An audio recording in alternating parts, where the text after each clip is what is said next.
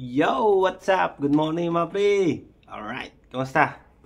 Kamusta na kayo, no? Kamusta na yung mga pakiramdam nyo dyan? Medyo ano na kayo ngayon, no? Sa YouTube kasi tinanggal niya yung mga Clearwix ko, no? Akala ko nga isa lang eh. 5 pala yung tinanggal niya na audiobook sa akin, no? So, bawas na yung mga ano natin dyan, no? Actually, ano naman yun eh.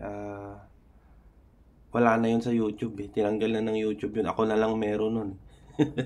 Meron man iba pero hindi mo talaga mahahanap yun. Nakatago yun sa mga ibang YouTuber, no? Or sa mga ibang ano. Tina-download ko lang yun dati-dati pa, no? So tinry kong i-upload siya kaso yun nga nahuli. Ang dami. Ang taas na ng views nun, no? Pero hindi naman intended na ano yun na magparami o gusto ko may malaman kayo about doon, no? Kaya sabi ko sa inyo, panoorin nyo lang yun eh. Kahit hindi na ako magpaliwanag sa inyo, yun na lang eh. Mismo si Clearwix na nagpapaliwanag dun, no? So, nasa inyo na yun kung talagang may matututunan kayo or kung maiintindihan nyo, no? Kasi, iba kasi pag English eh, no? Tsaka, medyo malalalim yung English niya. Tsaka, meron siya mga word doon na medyo komplikado, no? Kaya dapat mo siyang aaralin talaga, no? Di siya kagaya ng ganito. Pareho tayo ng sinasabi, no? Pareho tayo ng salita, no? Tagalog, di ba? So, yun, ha? So, ano na lang yun, hayaan nyo na yun. Meron man ako kung gusto nyo man, pero paano kaya isi-send sa inyo yun, no? Ito na lang, sige. So, yun. Ang topic natin ngayon ay about sa, ano naman, paano ba malaman kung gumagaling ka na, no? Isa lang naman to, o isa, dalawa, no? Yung base na lang sa akin, no? Kasi ito, kagabi nag-iisip-isip ako ng iba-vlog. So, yun naisip ko, no? So, yun. Intro.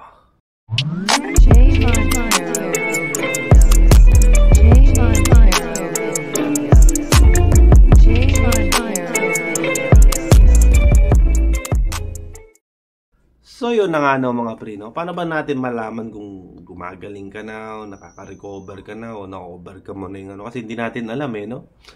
Hindi natin ma-rate. Yung iba no, sinasabi nila, nasa percent daw. Halimbawa, nasa 80% na siya or 90%, di ba? Dati nagaganyan din ako, no? Kasi may mga napapanood ako noon eh. Pero mali din yun eh.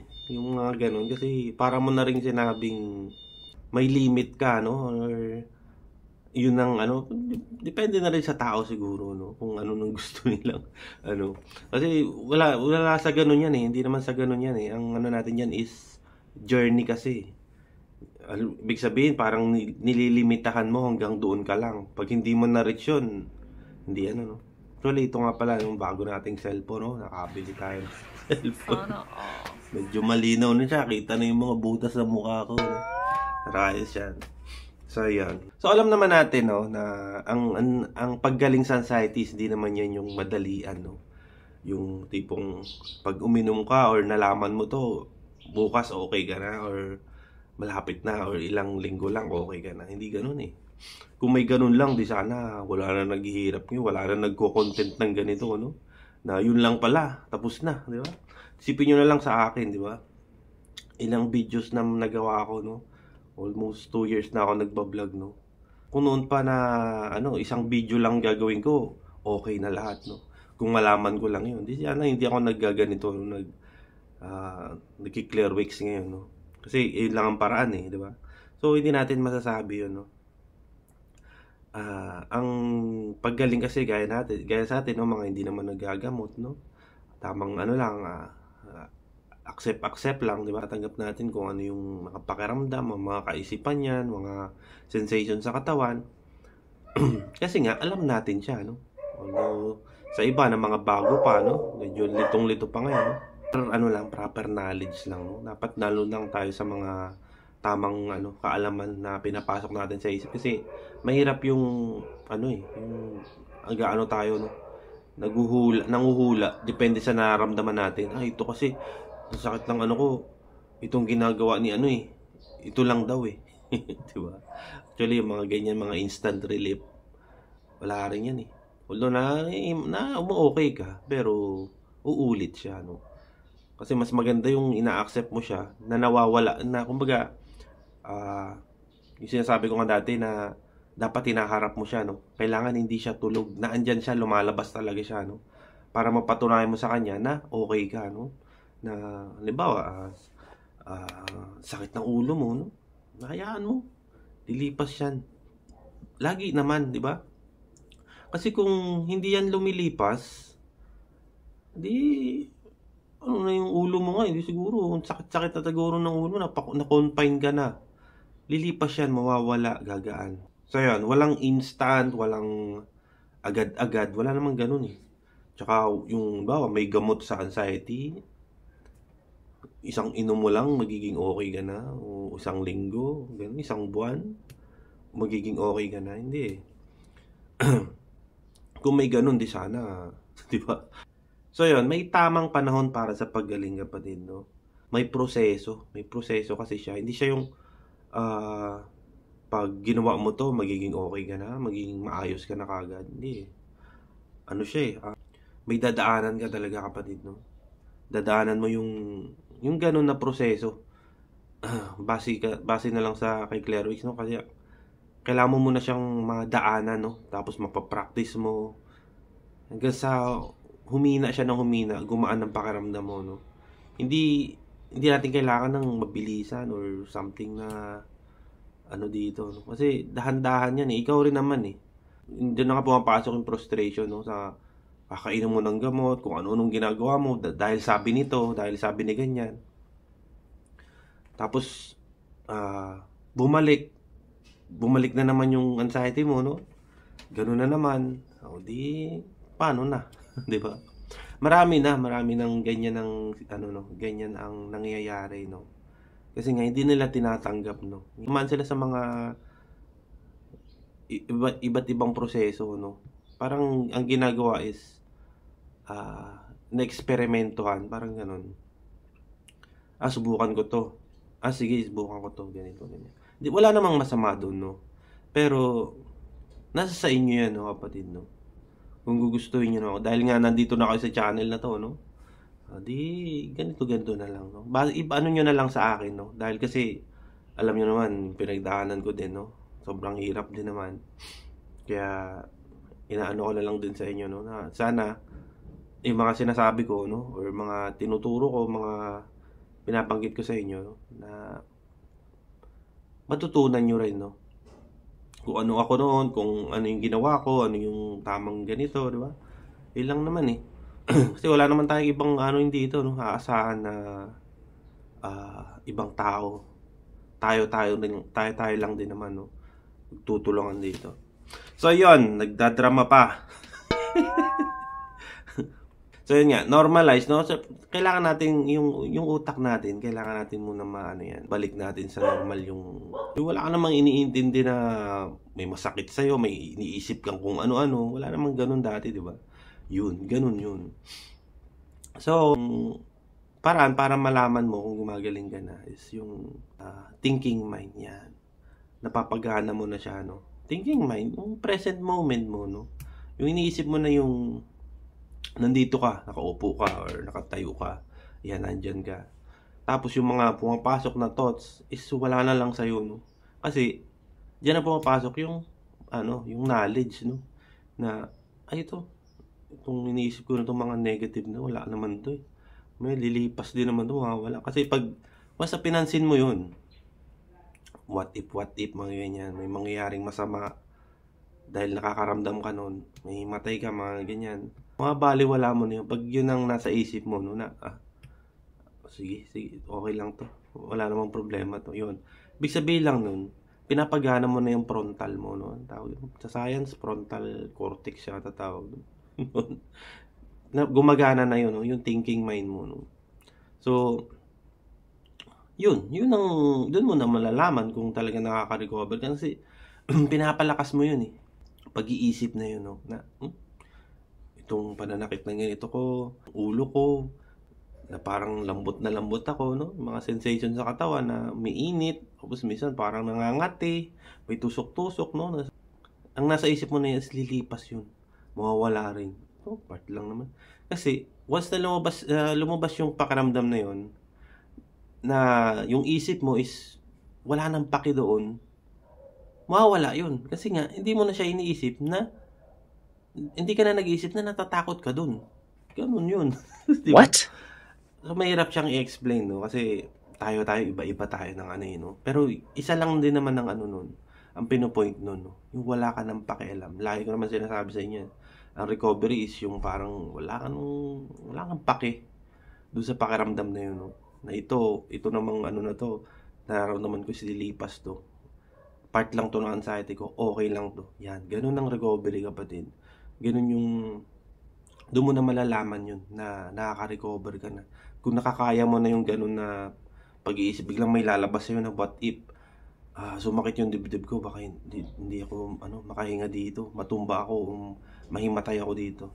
Hindi ka na nag-iisip ng ganun. Kasi nga, alam mo na siya, or nasanay ka na, yun, isa pa rin yun, yung sanay ka na, yung manhid ka na sa ganun, no? Ulit-ulit ka lang naman, wala na akong ano sa'yo, pakialam sa'yo, no? Ganun lang siya, no? So, yun. Yung hindi ka na lumalaban, no? Hindi mo na siya nilalabanan. Yan, isa yan eh. Kaya sabi ko sa inyo, may mga vlogger, may mga na papanood ako eh. Paano labanan ang anxiety? Ha? Di ba? Isipin nyo yun. Ba't nyo lalabanan yun? Hindi naman nilalabanan yun eh. Hinahayaan yan, kapatid, no? Kasi pag nilabanan mo yan, para mo na rin inisip na nilabanan mo yung sarili mo, no? Yun. Kaya wag nating lalabanan, kapatid. Hahayaan lang natin. Kumbaga, meron nga akong naiturong method dati, yung laylay. Laylay method, no? Hayaan mo siyang dumaloy sa'yo. Laylay mo yung katawan mo. Sige, okay. Pumasok ka, lumabas ka, bahala ka dyan. Kasi kumbaga, hindi mo na pinoprotektahan yung sarili mo, no? Kasi ganun ang nasa isip natin eh. Na kapag may lumabas, ang gagawin mo is lalabanan siya. Kasi yun ang instinct ng tao eh. Every time na pero ibahin nyo ang anxiety. Ang anxiety kasi is nasa atin, nasa katawan natin. Halimbawa, may gumagapang na uod or sa braso mo. Anong gagawin mo? Igaganon mo, magugulat ka ganun. Automatic yun na igaganon mo yung kamay mo kasi parang pinoprotektahan mo yung sarili mo doon sa uod na yun or sa higad or tilas. Yun. Kasi nag-automatic na yung isip mo doon. Kaya ganun din ang nangyayari sa atin, no? Yung kung ano man maramdaman natin, lalabanan natin yun. So, ang the best dyan is papalitan natin yung mindset na yun na itong nararamdaman is okay lang naman to. Basta is wala kang sakit na iba. Wala kang medical condition or something na sabi ng doktor, meron kang ganito. Siyempre, meron mga sintomas yun. Nakagaya ng sa anxiety. Pero, dapat alam muna natin kung ano yung sakit natin, di ba? Yung talagang totoong sakit natin. No? Kasi napakalaga nun. Kasi, mamaya, may sakit ka sa puso. Siyempre, may mga sintomas na iba yung nakagaya ng sa anxiety. So, yung sintomas na yun, binabaliwala mo lang, no? Ay, sa anxiety ko to, no? Siyempre, iba yun. Yung mamali mo, inaatake ka na, hindi ka pa rin tumatayo dyan, no? Or talagang hindi ka pa rin talaga nangihingi ng tulong, no? Kaya dapat inuuna natin yung talagang totoong sakit, no? Kasi mahirap na, di ba? Pero yun para sa may mga sakit talaga. Pero kung ikaw naman, wala ka naman, alam mo, wala ka naman sakit eh. Wala ka namang ibang sakit sa katawan or mga nararamdaman, no? Dapat ipag-alala, no? Ang anxiety lang, alam mo, may anxiety ka, is yun na yun. So, okay lang yun, no? So, yun, sa pag-iisip, no, yung hindi ka na lumalaban, hindi mo na lalabanan yung mga negative thoughts, catastrophic, sticky thoughts, irrational, ano pa ba? Mga kung ano-ano pa, mga pangit na pag-iisip, no? Hindi mo na lalabanan yan. Kasi, once na nilabanan mo yan, alam mo na yung mangyayari, no? Mag-aalala ka doon sa pag-iisip na yun, o sa katawan mo, no? Halimbawa, itong kaibigan mo na aksidente sa motor, no? Eh, ikaw may motor ka. So, ang iniisip mo nun is, aksidente din ako. Ha? Di ba? Yun is nagagawa ng anxiety sa'yo. Yung parang, binibigyan niya na ng senaryo na magiging ganun ka din dahil na-aksidente siya, ma-aksidente ka rin. Yun ang pangit lang din sa anxiety, no? Yung pag-iisip na ganun. Kasi, ginagawa natin parang totoo yun, no? Diba? Nasipa ko pa. Parang, naandun din tayo, no? Naandun din tayo sa, na sitwasyon na yun, no? na mangyayari din sa atin. So, malabong mangyayari sa iyo, no? Or nasa sa kamay mo rin naman yun, nasa pag-iingat mo rin naman, no? Kaya dapat lagi tayong nag-iingat, no, mga kapatid, no? So, yun is gawa lang ng anxiety mo yun, yung mga maaksidente ka rin, magagaya ka rin sa kanya, natatakot ka na. So, ang gagawin mo is hindi ka na magmumotor. Bakit? 'Di ba? Hindi ka na magde-drive ng kung ano sasakyan dahil nga na-aksidente yung ano mo. 'Di ba? Ganun ka mag-isip na noon eh. Kasi buo ngayon nung anxiety mo, yung ginagawa niya sa'yo, no? So, yung sunod natin is yung hindi ka na nag-aalala, no? Wala ka nang pakialam, no? Yung hindi ka na natatakot kung ano man yung mangyari sa'yo, no? Kung ano yung pakiramdam na yun, no? Kasi alam mo na siya. Halimbawa, sumakit yung dibdib mo, no? Yung dati mong iniisip na, baka may sakit ako sa puso, meron akong lung cancer, o meron akong tumor sa ganito, sa dibdib, meron akong breast cancer, mga ganyan. Hindi ka na nag-iisip ng gano'n, no? Kasi alam mo na siya. Naiintindihan mo na kaya sumisikip yung dibdib ko kasi sa hangin. Yung minsan, yung kabog ng dibdib, minsan may naiisip kang ano, okay lang naman yan. No? Minsan na-trigger lang, di ba? O merong mga lumabas na may napanood ka, may nabasa, or may sinabi si ganito na napaisip ka. Normal lang naman yun. Kaibahan lang sa atin kasi is nag-iisip tayo. Nilalaliman natin yung pag-iisip doon. Kaya meron akong dating nakausap na ano, sabi ko, huwag nyo masyadong laliman yung pag-iisip, no? Kasi pagdating sa anxiety, kapag yung thinking mind mo, humalo na dun sa isa, yung sa mga negative na yun, boom, mag-iiba na talaga yung pakiramdam mo nun. Kasi wala na eh, parang ano ka na, pinaniwalaan mo na yun. Yun ay nangibabaw sa'yo, no? Yung mga pag-iisip na ganun. So, sa recovery kasi, pag natanggal mo na yun, yung pag-iisip na ganun, yung mga igawi, yung mga nakasanayan mong ganun, yun na yun.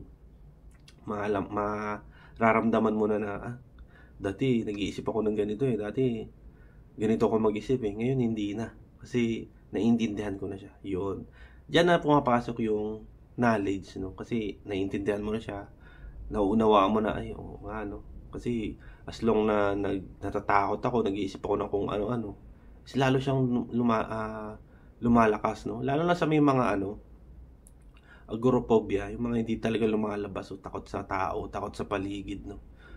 Takot sa mga lumabas, takot sa lumayo sa kanila, no? Sa safe zone niya, no? Ayan, kapag naisip na nila, bakit nga pala, bakit ako hindi lumalabas? Dahil ba sa nararamdaman ko? Gaya ko rin, no? Example mo na rin sa akin. Nung ko na-realize na, ay, oo nga, no? Kapag lumalabas ako, natatakot ako. Pero nung unti-unti na akong nakakalayo-layo, no? Nakakapunta kung saan-saan, okay naman.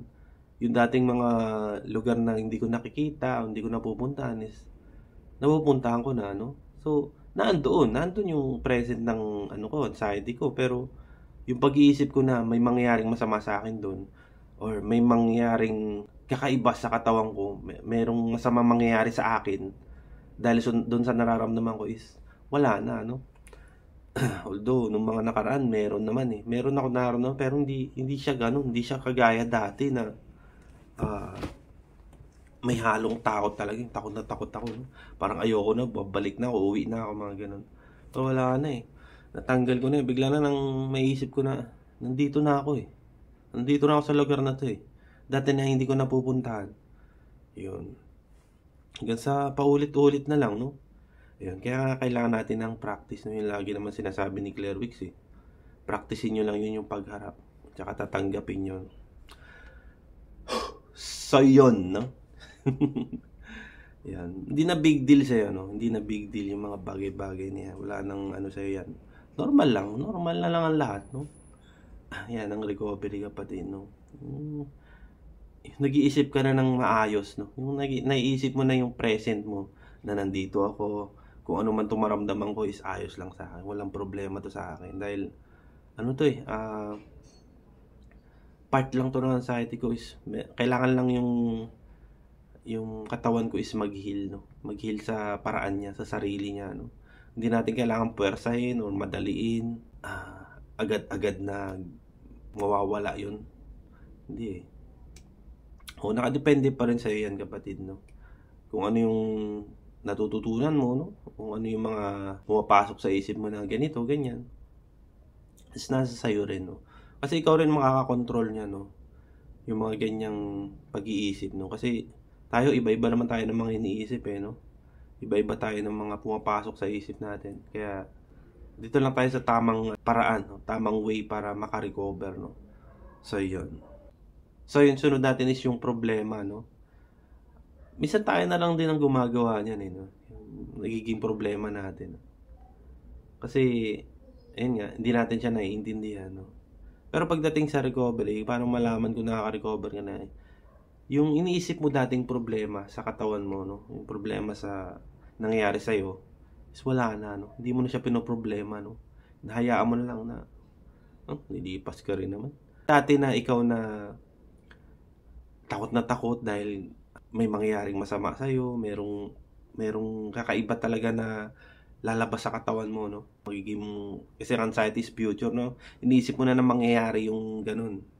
Mangyayari na, may pangit talaga. Hindi ko talaga gusto dito. Hindi ko talaga ano yan.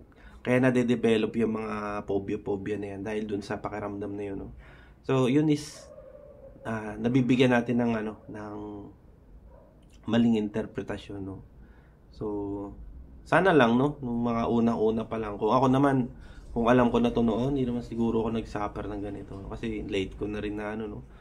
Nag-suffer na ako ng medyo matagal. Tapos, sako lang siya naunawaan, no? Nung binigyan ko na siya ng, ng attention, no? So, kung kayo, medyo bago-bago pa, no? Bago pa kayo sa anxiety, no? So, paramihin nyo lang ng paramihin yung kalaman nyo. Basta, i-search, hanapin nyo lang si Claire Wicks. Yan talaga. The best talaga yan. Sa lahat. Sa lahat talaga. Base sa pag-research natin, no? Paraan pa. Para natin yan. Masolusyonan natin yan nararamdaman mo, no? Mga nararanasan mo ngayon. So, dito na papasok yung acceptance, kapatid, no? Acceptance, tapos allow it to happen. Yan yun ang, yan yung, siya, lumabas siya sa'yo. Okay lang yan.